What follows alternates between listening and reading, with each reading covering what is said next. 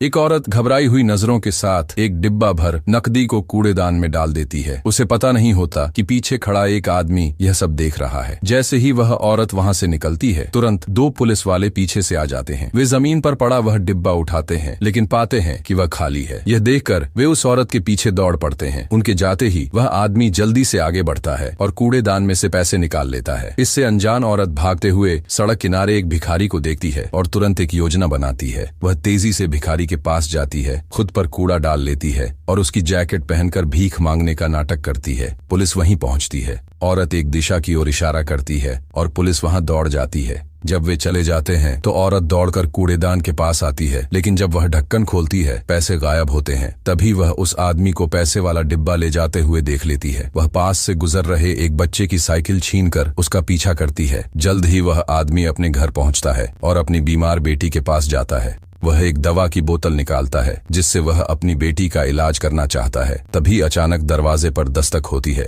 वह दरवाजा खोलता है तो सामने वही औरत खड़ी होती है। वह पड़ोसी बनकर कहती है कि उनके घर से पानी लीक हो रहा है, जिससे उसका घर गीला हो गया है। आदमी कहता है कि वह जाकर देखता है। जैसे ही वह अंदर जाता है, औरत मौका देखकर घर के अंदर घुसकर पैसे का डिब्बा खोजने लगती है, लेकिन तभी वह आदमी वापस आ जाता है और उसे रंगे हाथों पकड़ लेता है। वह उससे पूछता है कि वह क्या कर रही है।